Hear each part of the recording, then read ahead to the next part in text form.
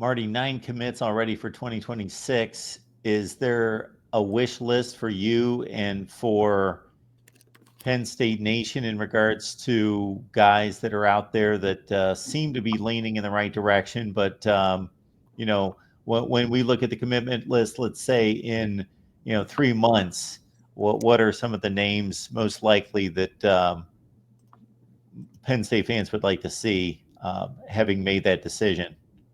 Yeah, I mean, as always, as we've started every conversation, I feel for 2 years now, we'll start at receiver. I mean, the class is off to a great start at receiver. You have J.C. Brown and Jaquindon Guilford, who are both 4-star guys. Or J.C. Rogers, excuse me, not Brown. I'm not going to be stunned. I'm not saying it happens. I'm not going to be stunned if J.C. Rogers winds up a 5-star recruit. His film, his athleticism, his numbers are insane. Only thing that it hurts him, he's playing high school football in Delaware. And this going back a ways, and Chris Godwin's recruitment, that was always the one knock on him. Well, it's Delaware competition.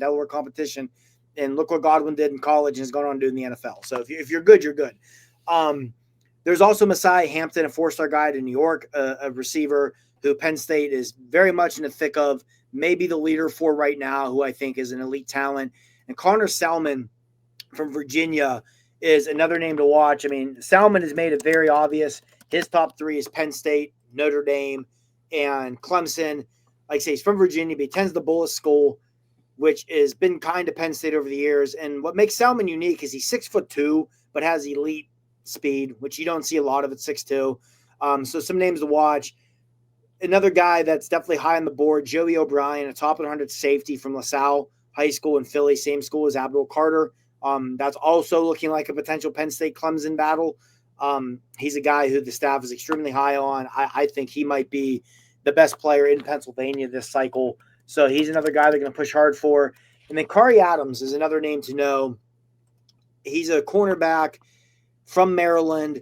It's shaping up. Penn State's in it, Notre Dame, Oregon. So a lot of the heavy hitters, but Penn State, a lot of these guys, the consistent thing is they've kind of been, a lot of times they're the first big school to offer. They build that relationship early.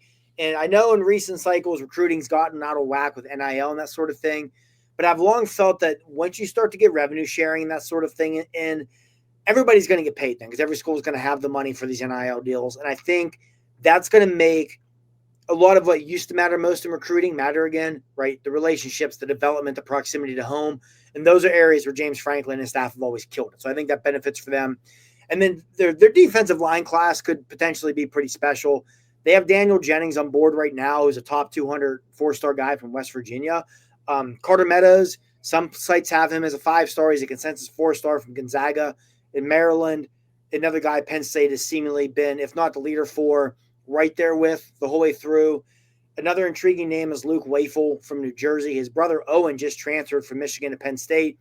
The family is extremely high on Penn State, obviously. His older brother goes to school there and plays football there now. He's another consensus 4-star guy. Some sites have him as a top 20 to 25 kind of guy who I expect Penn State to, again, probably the leaders for right now. So in James Franklin's career, every 4 years, it's just coincidental or whatever, has been his, like, you truly elite classes. 2018, that class was a consensus top 5 to 7 class in every recruiting site. That was the Micah Parsons class. And then you had that 2022 class that people know well. Nick Singleton, Denai Dennis Sutton, Abdul Carter, Katron Allen, Drew Aller.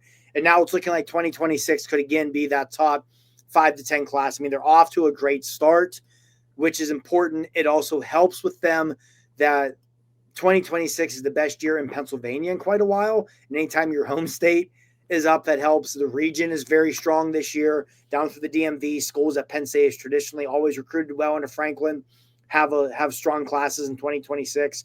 So it should be another really strong class for them, I think, especially in the trenches, which is always important.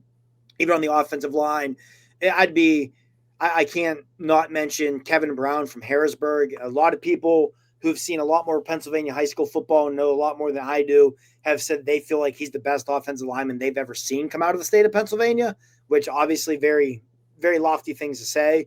So, yeah, they're off to a tremendous start. They seem to be in a really good spot with a lot of good guys.